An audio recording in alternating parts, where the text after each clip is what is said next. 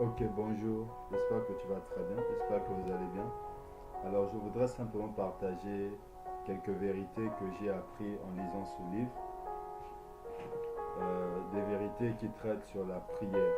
Des vérités ou encore une certaine liste de questions qui peuvent nous aider à savoir si nous avons une vie de prière ou pas. Voyez-vous, lorsque nous lisons dans la Bible, nous réalisons que la plupart des hommes et des femmes qui ont fait des exploits avec Dieu étaient des hommes qui priaient. Et il arrive de fois que nous soyons convaincus d'avoir une si grande vie de prière. Et je n'ai pas vu dans la Bible des hommes et des femmes qui ont eu une grande vie de prière et qui n'ont pas expérimenté Dieu. Je pense que nous sommes dans une culture où nous sommes tellement occupés à faire un certain nombre de choses que nous n'avons pas de temps pour la prière. Or, je sais en écoutant un proverbe chinois qui dit peu de prière, peu de puissance. Peu importe ce que nous voulons, peu importe ce que nous désirons, Dieu ne nous utilisera jamais au-delà de notre vie de prière. C'est notre vie de prière qui définit notre spiritualité. C'est notre vie de prière qui définit ce que nous serons avec Dieu. Je sais qu'il y a des personnes qui s'attendent que qui croient que Dieu les utilisera puissamment. C'est vrai. Je crois en la prophétie, je crois à l'élection divine. Je crois également à la prédestination. Mais je sais également lorsque je lis ma Bible qu'une personne peut avorter les plans de Dieu lorsqu'il ne se prédispose pas à l'œuvre que Dieu l'a appelé à accomplir. Lorsque vous savez que Dieu vous a appelé à faire des grandes choses, vous devez également prendre connaissance de ce que vous êtes appelé à faire. Parce que Dieu, pour accomplir ses desseins, considère également notre volonté. Et la prière est très importante. Alors brièvement, je voudrais juste poser d'abord, établir une vérité importante. Si nous ne prions pas, nous limitons Dieu. Si nous ne prions pas, nous empêchons au Seigneur d'accomplir son plan avec nous. Le manque de prière nous empêche d'atteindre les plans de Dieu et limite l'action de Dieu dans nos vies. Alors je vais énumérer quelques points qui vont certainement nous aider à réaliser combien il est important de prier. Parce que je pense que cette ignorance vis-à-vis de la prière peut justifier pourquoi une certaine indifférence.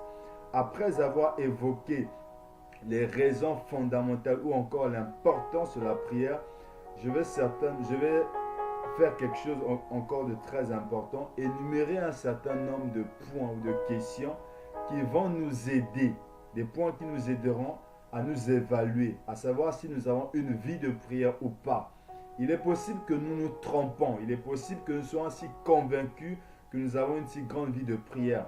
Mais lorsqu'on fait un examen, à l'issue de cet examen, on peut savoir si on a une vie de prière. Alors, premièrement, je vais énumérer quelques points qui vont nous aider, qui vont m'aider à réaliser davantage l'importance de la prière. Alors, la prière est la tâche la plus importante du monde. La prière est la chose la plus importante qu'on puisse faire sur la terre pour promouvoir les intérêts du royaume de Dieu. La prière est le rail sur lequel se déplace la locomotive de la puissance de Dieu. Un homme n'est aussi spirituel que sa vie de prière l'est. Vous ne pouvez pas être plus spirituel et vous ne pouvez pas prétendre être spirituel si vous ne priez pas beaucoup. La spiritualité n'est pas attachée à la connaissance seulement, mais elle est attachée à votre vie de prière. Vous êtes spirituel dans la mesure où vous priez beaucoup. Vous ne priez pas beaucoup, vous n'êtes pas spirituel. La prière est l'unique chose qui sème la confusion dans le royaume du diable. C'est l'unique chose qui sème la confusion. C'est pourquoi vous remarquerez que le diable vous combat beaucoup dans votre vie de prière. La prière est la priorité des hommes spirituels, ceux qui veulent aller loin avec Dieu. La prière est le chemin qui mène au cœur de Dieu. Dieu s'est engagé à exaucer toutes les prières. Dieu agit sur la base des prières. Dieu travaille en réponse aux prières de son peuple. Une réunion de prière de croyants remplie du Saint-Esprit a plus de puissance que toute autre chose. Voyez-vous, tous les hommes sont susceptibles d'être contrôlés par la prière, bien qu'ils puissent ne pas le vouloir. Vous voyez, des hommes peuvent être impuissants à nos paroles, mais ils ne seront jamais impuissants à nos prières. Si un homme est indifférent après un message qui sort de ma bouche, je suis capable de le fléchir par ma prière. Les hommes sont impuissants devant la prière. C'est-à-dire qu'au travers de la prière, nous pouvons emmener des gens à faire des choses qu'ils ne faisaient pas autrefois. Une église qui ne prie pas ne deviendra pas une église qui prie si nous nous contentons simplement à leur parler de la prière. Mais c'est parce que nous prierons pour des gens que nous serons capables par nos prières de les emmener à faire des choses qu'ils ne faisaient pas autrefois. Toutes choses sont possibles pour celui qui prie avec foi. Les hommes forts font des prières puissantes. Le royaume de Dieu fait les progrès les plus rapides lorsque les gens prient une prédication. La prière fait la prédication. La prière fait le chant. La prière fait le caractère. La prière fait l'autorité. La prière fait la puissance. C'est parce que nous prions qu'il y a quelque chose qui se dégage en nous. La plus grande préoccupation de Satan, c'est de m'empêcher, c'est de t'empêcher à prier. Un véritable chrétien doit apprendre à convertir ses heures de distraction en des temps de prière. Donc le manque de prière est désastreux. Celui qui commet la fornication commet un grand péché. Mais le manque de prière est plus désastreux que le péché de la fornication. Si je commets la fornication, ça peut être un problème pour ceux qui me connaissent. Mais si je ne prie pas, à cause de mon manque de prière, le royaume de Satan avancera. Donc, le manque de prière est aussi coupable que la fornication. Le manque de prière est aussi coupable que tous ces péchés que nous pouvons citer. Si je ne prie pas à cause de mon manque de prière, le diable agit librement. Le diable détruit des vies librement. Le diable ruine des vies librement. Les gens partent en enfer librement parce que je ne prie pas. C'est la raison pour laquelle, en tant qu'enfant de Dieu, nous devons considérer notre lourde responsabilité. Il n'y a aucune chose qui puisse s'aimer autant de confusion dans le royaume de Satan que la prière.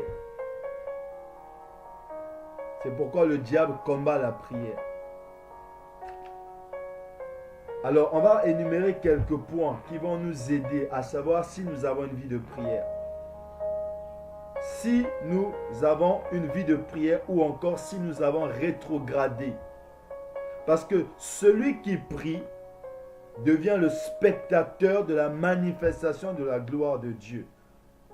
Alors si nous ne voyons pas la gloire de Dieu, il est possible que nous ne prions pas. Alors il est possible que nous arrivions à nous convaincre que nous avons une vie de prière sans la voir. Et je pense que si nous passons, si je vais énumérer un certain nombre de points qui vont nous aider. Et au travers de ces points, nous saurons si véritablement nous avons une vie de prière. Parce que nous pouvons nous convaincre d'avoir une vie de prière. Je connais des hommes et des femmes qui sont rassurés, qui sont convaincus qu'ils ont une vie de prière. Mais l'apôtre Paul dit, examinez-vous. Ne vous contentez pas à être certain d'avoir une vie de prière, mais examinez-vous pour savoir si réellement vous avez une vie de prière. Je vais prendre quelques points, je vais commencer. Alors, comment on peut savoir que nous avons une vie de prière ou si nous n'en avons pas? Si le temps consacré à la prière est court, ça peut révéler que nous ne sommes pas des hommes qui prient.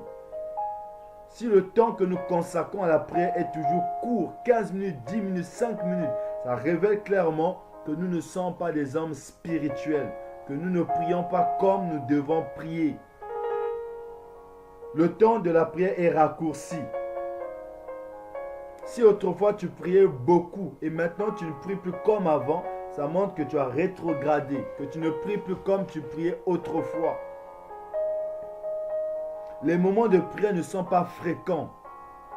Tu ne pries pas fréquemment.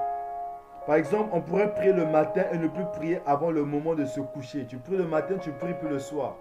C'est-à-dire qu'il n'y a pas une certaine fréquence. Quand tu pries le matin, tu as rempli ton quota, c'est fini, tu attends la journée de lendemain. On oublie souvent de prier quand on mange. C'est-à-dire que même quand tu manges, des fois, tu oublies. Oh, j'ai oublié. Si tu oublies de rendre grâce pendant un repas, ça peut révéler que tu n'es pas habitué à prier. Tu ne pries pas beaucoup. Tu n'as pas de vie de prière. Et des fois, tu libères juste une phrase pour apaiser ta conscience. On n'adresse aucune prière au Seigneur avant de se coucher. Tu passes tes nuits, tu dors. Ça révèle que tu n'as pas de vie de prière. On s'ennuie pendant la prière. Quelqu'un qui s'ennuie baille fréquemment pendant la prière. Il a chaud, il a envie d'aller aux toilettes, il a des tiraillements d'estomac. Le temps de prière semble trop lent. Quand tu pries, tu as l'impression que 15 minutes est passé, mais tu as l'impression que tu as passé 2 heures. Lorsqu'une personne mate dans la peinture du Saint-Esprit, 2 heures lui paraîtront comme s'il avait passé 1 minute.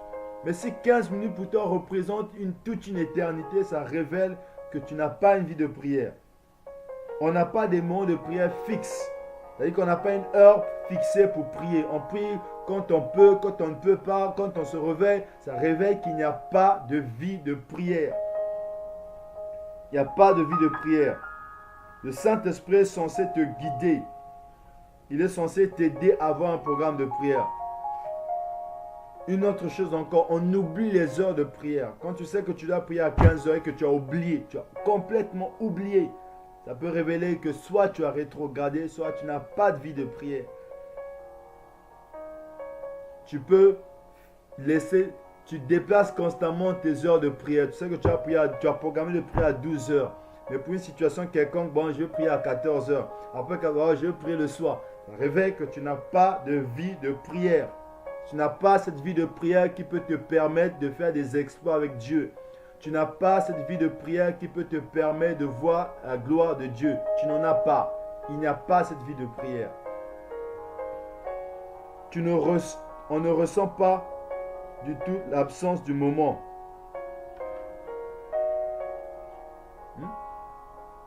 Tu sens même quand tu pries, tu sens rien. Tu programmes des temps de prière, après tu annules ces temps de prière, tu ne regrettes même pas, ça ne te fait pas mal. Tu préfères parler de la prière que de prier. Tu préfères lire des livres sur la prière que de prier. Tu peux bouquiner des livres sur la prière, mais tu ne pries pas. Tu peux suivre des enseignements sur la prière, mais tu ne pries pas. Tu peux discuter sur la prière, mais tu ne pries pas. On n'apprend pas la prière en lisant des livres. On apprend à prier en priant. On n'apprend pas à nager en lisant un bouquin. On entre dans l'eau et on nage. Si je veux apprendre à prier, je dois prier. Et c'est parce que je prie que j'apprendrai à prier. On parle du manque de prière, mais il n'y a pas de véritable repentance. On dit, ah ok, c'est vrai, je ne prie pas beaucoup, mais il n'y a pas de véritable repentance. Seuls les réunions de prière deviennent des réunions de prédication. On demande aux frères, nous avons réunion d'intercession. Et au lieu de venir prier, on passe maintenant du temps à chanter, on passe du temps à venir louer, on passe juste du temps à exhorter, et après c'est 15 minutes. Quand il faut prier, il faut prier. Quand il faut prier, il faut prier. Une réunion destinée à la prière doit être maximisée à la prière. Il est plus facile de prêcher que de prier. Et c'est pourquoi vous remarquerez que les gens aiment bien le faire. Vous voyez, dans une veille de prière, quand il faut chanter, on chante. Mais quand on prie, les gens dorment. Quand on prêche, ils assistent. Quand on loue, ils louent. Quand on danse, on danse. Quand on acclame, on acclame. Mais quand on commence à prier, ils dorment. Ça veut dire qu'il n'y a pas de vie de prière. Il n'y a pas de vie de prière. On a besoin de beaucoup chanter. C'est-à-dire les sessions de prière deviennent des sessions de chant avec des prières occasionnelles. On pourrait soutenir que le chant stimule la prière. Mais pourquoi le chant devrait remplacer la prière? On somnole pendant la prière. Mais dès qu'on arrête la prière, on retrouve toutes ses forces. On manque des mots durant la prière. Mais pour la conversation normale, on parle beaucoup. La prière individuelle n'est pas intéressante. On aime juste prier avec une personne. Quand on est à deux, on peut prier. Quand on est en groupe, on peut prier. Mais quand on est seul, on n'arrive pas à prier. Ça révèle qu'il y a un problème. On n'aime pas prier seul. On n'arrive pas à prier seul. Mais quand on est en groupe, on prie beaucoup. Mais quand on est seul, on n'arrive pas à prier. Quand on est en groupe, on peut prier pendant 1 heure. Mais quand on est seul, on peut prier pendant 15 minutes. Il n'y a pas de vie de prière. Et le fait qu'il n'y a pas de vie de prière, tout ce que nous faisons n'a pas de vie. N'a pas de vie, n'a aucun impact spirituel. Lorsqu'on prie seul, c'est comme si on parlait à un mur ou au vide et nos propres paroles nous reviennent. On se sent très fatigué pendant la prière, même après un bon repos. Les prières sont si vagues que si elles étaient exaucées, on ne sait même pas. On prie pour tout, on n'a aucune orientation. On ne se prépare pas pour les réunions, les sessions de prière. Avant la réunion de prière, on est si préoccupé par les choses non essentielles de la vie. On est fatigué dès le début de la session. Même quand on sait qu'il y a réunion de prière, on ne se prépare pas pour la réunion de prière. On sait qu'on va prier, on ne se prépare pas. On sait qu'on a un culte de dimanche, on ne se prépare pas pour le culte. On sait qu'on a un culte mercredi, on ne se prépare pas soi-même. Ça révèle qu'il n'y a pas vraiment une vie de prière qui peut être utile entre les mains de Dieu pour l'accomplissement des grandes choses. La prière ne sont qu'une répétition de bruits spirituels ou des mots qu'on a entendus quelque part. Les mots sont lancés à la hâte. Les prières sont pompeuses et religieuses et très souvent avec un ton différent de la voix spirituelle. Vous voyez, souvent c'est de l'hypocrisie. Si tu parles doucement, comme du genre, même quand tu pries, qu'on sente pourquoi. Ça, il y a un problème. Quand nous prions, est-ce que tu es comme ça? Mais est-ce que c'est comme ça que tu parles? Si tu parles à Dieu, il faut qu'on retrouve ta façon normale de parler. Si quand tu pries, tu changes de voix, tu chantes, mais il y a quelque chose, il y a un problème. C'est qu'on ne retrouve plus la personne qui est là. Il y a même ce côté hypocritique. Les prières sont remplies du moi. Sinon, donne-moi tel don. Donne-moi, donne-moi, donne-moi. La prière ne concerne principalement que les choses terrestres ou matérielles. Si quand tu pries, tu n'as pas envie de voir Dieu se glorifier, ce n'est pas la prière. La prière doit naître de notre désir de voir Dieu être glorifié. On a soif de Dieu. On veut que la gloire de Dieu, on veut que Dieu se glorifie. On veut que Dieu agisse. On veut que Dieu tire la gloire. On veut ça. On veut cette chose. On veut la gloire de Dieu. On prie pour que l'avancement du royaume avance. On veut que les croyants soient sauvés. On prie pour notre famille.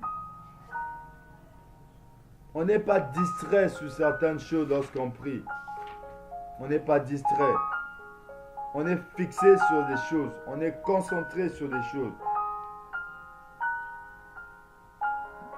Et même quand on prie, tout le cœur doit être là. S'il faut pleurer, il faut pleurer. S'il faut crier, il faut crier. S'il faut répandre nos cœurs, il faut répandre nos cœurs devant Dieu. S'il faut gémir, il faut gémir. S'il faut avoir de l'agonie, il faut déverser son cœur devant Dieu. S'il faut prier en langue, il faut prier en langue.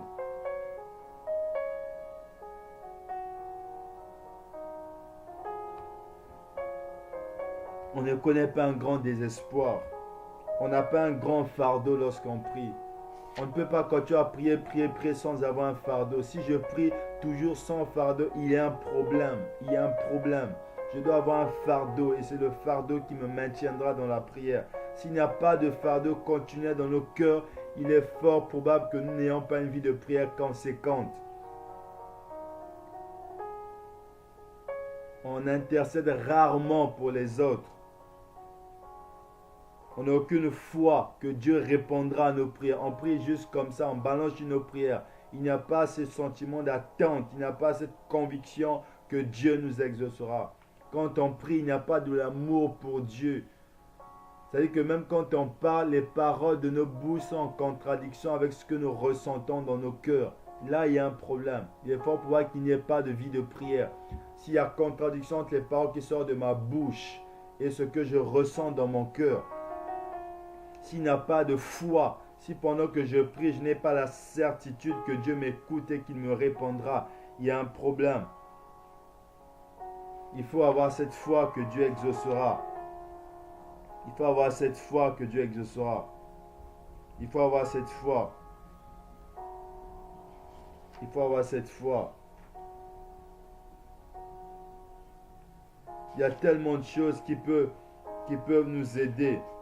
Qui peuvent nous aider à savoir si nous avons une vie de prière ou pas.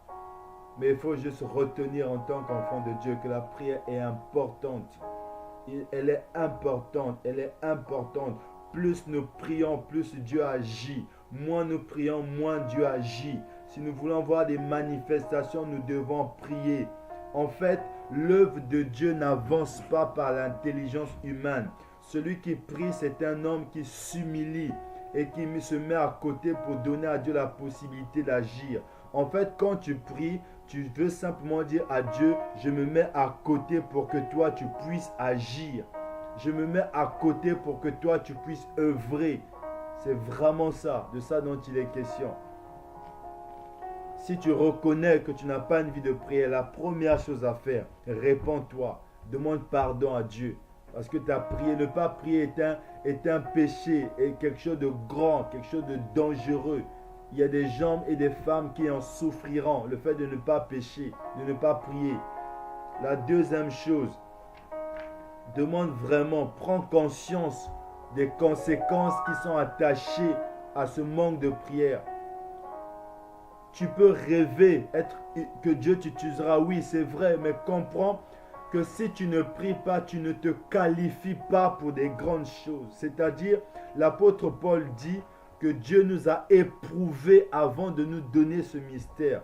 C'est pour dire qu'avant de faire des grandes choses, Dieu t'éprouve. Est-ce que cet homme peut porter cette œuvre? Et c'est seulement des hommes de prière, des hommes qui prient. Il faut qu'on réalise les dégâts qui peuvent être causés dans nos vies, dans nos familles si nous ne prions pas. Mais lorsque nous prions, nous donnons à Dieu la possibilité de continuer son travail en nous et de faire de nous des hommes que nous n'aurons jamais pu être. Lorsqu'on prie, c'est Dieu qui agit. Lorsqu'on ne prie pas, c'est l'intelligence et la chair qui agit. Mais lorsqu'on prie, on demande à Dieu d'agir. C'est pourquoi si on prie, on sera les témoins des interventions divines. Nous verrons Dieu à l'œuvre. Et nous savons que Dieu est parfait. Seulement Dieu est parfait par nature, mais il est aussi parfait dans ses œuvres. Si nous réussissons à donner Dieu l'opportunité d'agir, il agira parfaitement également. Nous devons prier. Nous devons prier. Nous devons prier. Tu dois prier comme jamais tu n'as prié. Tu dois augmenter tes temps de prière. Tu dois augmenter tes moments de prière. Ne permets pas au diable de t'empêcher de prier. Demande au Seigneur de pouvoir te donner la capacité de te concentrer, de prendre au sérieux ta vie de prière. Ta destinée en dépend. Ta grâce en dépend. Ta destinée en dépend. Ce que Dieu veut faire avec ta vie en dépend. Cherche à prier. Prie pour que les grâces qui sont en toi se déploient. Prie pour que Dieu transforme ta vie. Prie pour que Dieu t'aide. Prie pour que Dieu te donne la foi. Prie pour que Dieu te donne la victoire sur Satan. Prie pour que Dieu te donne la sagesse. Prie pour que Dieu te donne de ne pas tomber dans les rues du diable. Prie pour que Dieu te donne la connaissance de sa parole. Prie pour que Dieu te donne l'amour. Prie pour que Dieu t'équipe. Prie pour que Dieu te donne tout ce que tu n'as pas. Prie pour que Dieu transforme tes faiblesses en force. Prie pour que Dieu fasse de toi un leader. Prie pour que Dieu t'aide dans tes difficultés. Prie pour que Dieu te fortifie. Prie pour que Dieu te donne la connaissance. Prie pour que Dieu te donne la capacité de parler de son nom avec autorité. Prie pour que Dieu t'aide à ne jamais régresser. Prie pour que Dieu te fortifie. Demande au Seigneur de t'accorder le fardeau. Le fardeau est indispensable pour une vie de prière constante. Demande au Seigneur de mettre un fardeau en toi qui te donnera de prier. Demande au Seigneur de te donner d'aimer la prière. L'on fait les choses la plupart des choses que nous faisons facilement sont les choses que nous aimons. Nous aimons voir les séries, nous passons du temps à voir les séries parce que nous aimons les séries. Demande au Seigneur de t'emmener à aimer la prière pour que ça ne soit pas une corvée pour toi, mais que tu en fasses parce que tu aimes. Ne maintiens pas là. Cherche le Seigneur. Prie en silence. Prie à haute voix.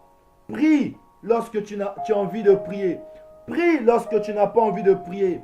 Prie lorsque tu sens la présence de Dieu. Prie lorsque tu ne sens pas la présence de Dieu. Prie lorsque tu es content. Prie lorsque tu n'es pas content. Prie lorsque les réponses viennent. Prie lorsqu'il n'y a pas de réponse. Prie lorsque tu sens la présence de Dieu. Prie quand tu ne sens pas. Prie quand tu es fatigué. Prie quand tu n'as pas envie. Prie, prie, prie, prie, prie, prie, prie, prie. Il faut prier. Il faut prier. Il faut prier. Prie le matin. Prie tard dans la nuit. Prie sans cesse. Prie pour toi. Prie pour les autres. Prie que la gloire de Dieu se manifeste dans ta vie. Prie que la gloire de Dieu se manifeste dans ta famille. Prie lorsque tu es faible dans la foi. Prie pour que Dieu t'aide.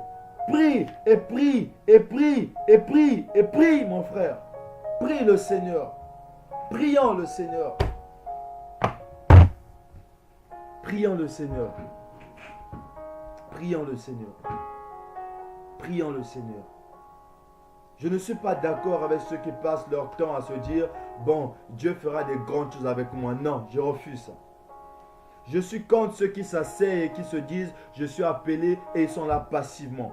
Je préfère celui qui me dit « Frère Karl, je ne sais pas ce que Dieu fera avec moi, mais je prie. » Parce que ceux qui prient se qualifient pour des grandes choses. Un homme qui prie est un homme qui se qualifie pour des grandes choses. Un homme qui ne prie pas et qui s'assoit en s'attendant simplement qu'il y a eu des prophéties qui ont été données sur sa vie et que comme des prophéties ont été données sur sa vie, alors divinement les choses vont se passer jusqu'à ce qu'il devienne l'homme que Dieu veut qu'il devienne. Il va s'asseoir, il avorte sa destinée. Mais un homme qui se tient devant Dieu et qui prie, puis du Seigneur la force. J'ai appris qu'il y a des prédispositions que si nous n'avons pas, Dieu ne pourra pas nous utiliser. Dieu ne nous accordera pas certaines responsabilités s'il ne voit pas en nous certaines prédispositions. Un homme qui prie se qualifie. Je vais vous raconter rapidement trois choses. Il y a trois types de consécration. Il y a une consécration qui vient de Dieu, c'est-à-dire en tant que pécheurs, nous croyons en Jésus-Christ. Il nous purifie, il nous lave et il nous consacre. C'est-à-dire il nous met à part. Il nous fait sortir du monde et il nous consacre pour lui. Ça, c'est la première consécration. C'est ce qui fait de nous des enfants de Dieu. Nous étions autrefois des païens. Dieu vient, il nous sauve et il fait de nous son peuple. C'est la première consécration. La deuxième consécration, c'est une consécration personnelle. C'est qu'en tant qu'enfant de Dieu, je décide moi-même de m'éloigner du péché et de chercher Dieu. Et quand je m'éloigne du péché et de chercher Dieu, je donne à Dieu la possibilité de venir encore me consacrer pour quelque chose d'autre. C'est pourquoi il dit dans une maison, il n'y a pas de vase de bois, de terre et d'or. Mais ceux qui se consacrent deviennent des vases. C'est-à-dire que quand volontairement tu te consacres, tu deviens un vase d'honneur. Je vais finir par une chose très importante. Le désir de Dieu, c'est que nous soyons tous des hommes puissants, des hommes qu'il va utiliser, des hommes avec qui il fera des grandes choses. Mais, et c'était le plan de Dieu pour toute la nation d'Israël. Mais il semble que durant le parcours, le peuple d'Israël a failli. Les Israéliens ont failli. Et comme les Israéliens ont failli, Dieu a porté son regard juste sur la tribu de Lévi. Alors que Dieu voulait faire de tout le peuple d'Israël un peuple de sacrificateurs. Mais comme les autres tribus ont failli, alors une seule tribu est restée digne de cette vocation. C'était la tribu des Lévi. C'est cette tribu qui a eu le privilège de servir dans le temple. C'est dans cette tribu qu'on a pu avoir le souverain sacrificateur et les souverains sacrificateurs. Mais il faut retenir que ce n'était pas simplement cette tribu qui était destinée à cette vocation. C'était tout le peuple d'Israël. Qu'est-ce que je veux dire par là? C'est parce que le peuple a échoué que la vocation a été restreinte à une seule tribu. Qu'est-ce que je veux dire par là? Pour l'appliquer à nous, c'est qu'aujourd'hui, nous voyons certaines personnes qui font des exploits avec Dieu et nous avons l'impression que ces exploits ont été réservés juste à une catégorie de personnes. Alors que dans le plan initial, le plan de Dieu, c'est que tous les enfants de Dieu doivent expérimenter sa gloire. Mais comme la plupart échouent, alors c'est juste la minorité qui accepte pleinement ce que Dieu attend d'eux, qui expérimente les grâces de Dieu dans leur vie. Par conséquent, ce sont ces hommes qui se distinguent. Ce sont ces personnes qui connaissent Dieu différemment. Ce sont ces personnes qui connaissent Dieu avec un niveau extraordinaire. Mais en réalité, c'était le partage de tous les croyants. Alors, lorsque Moïse meurt, nous avons Josué qui prend le règne du peuple d'Israël. Josué est avec les Israéliens. Il est avec les Israéliens. Alors Dieu dit à Josué que tu vas traverser le Jourdain pour aller de l'autre côté du Jourdain, alors pour commencer la conquête de Canaan. Et Josué reçoit des instructions claires. Alors qu'est-ce que Josué fait? Il appelle les Lévites, il dit, vous les Lévites qui soulevez l'arche, vous allez avancer. Et quand vous allez avancer, c'est vous qui serez devant. Et le peuple sera derrière. Et il a précisé que vous serez devant et le peuple, ceux qui sont derrière vous, marcheront après vous à une distance de moins 2000 coudées. 2000 coudées, vous voyez? Donc, les Lévites qui portaient l'arche de l'alliance devaient avancer. Et le peuple devait suivre. Mais le peuple ne devait pas suivre à côté de l'arche. Le peuple devait suivre à au moins 2000 coudées de l'arche. Donc, il y avait une distance. Or, nous savons que l'arche représente la présence de Dieu. Or, les Lévites, parce qu'ils se sont consacrés, ils ont eu le privilège d'avoir avec eux l'arche. C'est-à-dire, eux, ils étaient environnés de la présence de Dieu. Ils avaient la présence de Dieu avec eux. C'est vrai que ça les faisait mal de porter l'arche. Ça pesait sur eux. Ça pesait sur eux. Ils auraient pu laisser l'arche pour faire comme tout le monde. Mais ils ont refusé. Ils ont dit, nous allons porter l'arche. Et le fait de porter l'arche pesait. Et c'est ce côté de vie chrétienne que la plupart ne veulent pas. Les chrétiens veulent dormir, se réveiller, aller à l'église, faire tout. Alors que certaines personnes se sacrifient, d'autres refusent de se sacrifier. Les Lévites se sacrifiaient, ils portaient l'arche. Ça pesait sur eux. Des fois même, peut-être même, ils voulaient refuser. Ça pesait sur eux. Et vous voyez que la vie chrétienne nécessite des sacrifices. Alors le peuple ne portait rien. Le peuple ne faisait rien. Et ça, on peut le voir dans la vie chrétienne. Il y a des hommes qui vivent leur vie chrétienne sans sacrifice.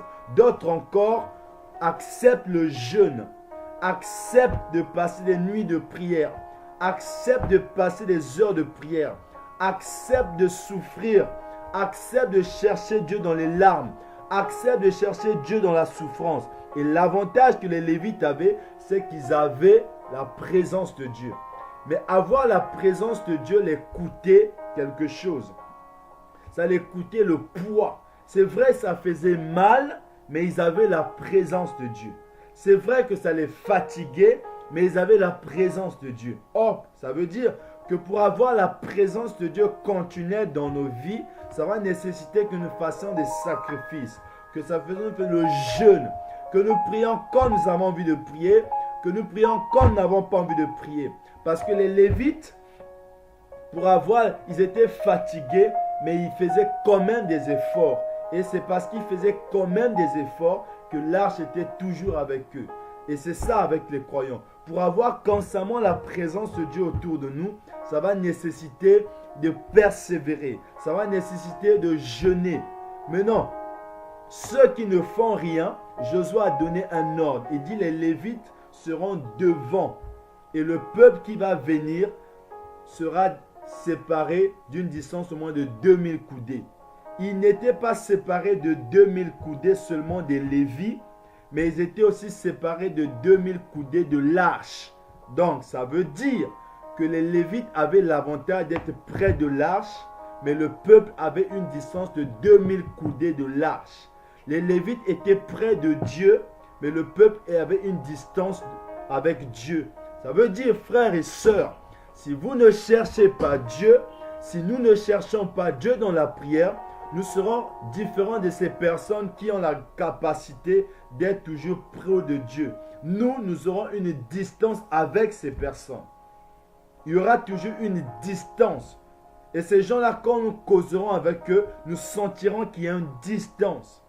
Qu'est-ce que je veux simplement dire par là? Si tu ne pries pas, si tu ne cherches pas Dieu, tu seras comme ce peuple. Tu seras loin des manifestations de Dieu, loin de la gloire de Dieu. C'est-à-dire, il y a une distance qui te sera imposée. Du genre, toi, avec la vie de prière que tu as, tu ne peux pas dépasser ce niveau de manifestation. Avec la vie de prière que toi, tu as là, tu ne peux pas voir la gloire de Dieu à un niveau élevé. Mais c'est les Lévites qui ont payé le prix de porter l'arche, qui ont eu la grâce d'avoir l'arche à côté d'eux. Mais ceux qui n'ont pas voulu se consacrer, une limite les a été donnée. On dit, vous arrêtez là. Ça veut dire que si tu ne pries pas beaucoup, il y a des manifestations que tu ne verras jamais. Ta vie de prière conditionne le niveau de la manifestation de la gloire de Dieu dans ta vie. Ta vie de prière conditionne le niveau d'expérience que tu auras. Ta vie de prière conditionne le niveau de révélation que tu auras. Ta vie de prière conditionne le niveau de grâce que tu auras. Je vous dis, mon frère, toi qui rêves faire des grandes choses avec Dieu, savoir que si tu veux avoir les révélations que tu seras sont attachées à ta vie de prière. Je prie simplement que Dieu te bénisse. C'est de tout cœur que je t'envoie cette vidéo. C'est vrai que la vidéo est premièrement adressée au groupe d'évangélisation. À toi Ruben, à toi Marie, à toi Pharrell, à toi Mike, à toi Josué. C'est vraiment adressé d'abord à vous. Question de vous dire, vous êtes des jeunes que personnellement j'estime beaucoup. Lorsque je vous vois, je suis persuadé que Dieu fera des grandes choses avec vous. Mais je ne voudrais pas seulement que vous vous disiez que bon, Dieu fera des grandes choses. Je voudrais vous dire que c'est parce que vous prierez que Dieu vous donnera Dieu la possibilité. Je vous en prie, jeune homme, ne passez pas à côté. Ne passez pas à côté. Mon grand désir, c'est vraiment que vous arrivez à être les hommes que Dieu veut que vous soyez. C'est vraiment de tout cœur que je vous envoie ces vidéos. Je t'en prie, Ruben, je t'en prie, Marie. Il y a une grâce particulière sur ta vie. Ne passe pas à côté. Je n'ai pas reçu de prophétie, mais je vous observe, je vous vois et c'est de tout cœur. Je voudrais vraiment vous dire, jeune homme, cherchez Dieu. Dieu fera des grandes choses avec vous. Ce n'est pas une question d'âge. Quand je vous vois, vous avez une certaine connaissance que je n'ai pas eue à l'âge que vous avez. Et c'est vraiment une joie pour moi lorsque je vois ce que vous êtes. De tout cœur, je vous encourage. Cherchez Dieu, priez. Établissez des heures de prière, priez. Augmentez vos temps de prière, s'il vous plaît. Cherchez Dieu. Discipline-toi, Marie. Disciplinez-vous. Si vous pensez qu'il n'y a pas une vie de prière, en parlez-moi. Envoyez-moi un message. Je prierai pour vous. Je veux vraiment que vous ayez une vie de prière. C'est avec ces vies de prière que Dieu fera des grandes choses avec vous. Que le Seigneur vous bénisse et que sa grâce soit sur vous. Seigneur, merci pour ces jeunes que tu m'as donnés. Merci pour ce département. Merci pour Mike. Merci pour Josué. Merci pour Marie. Merci pour Pharrell. Merci pour ces frères bénis que tu m'as donnés. Que ta grâce soit sur eux au nom de Jésus-Christ. Amen.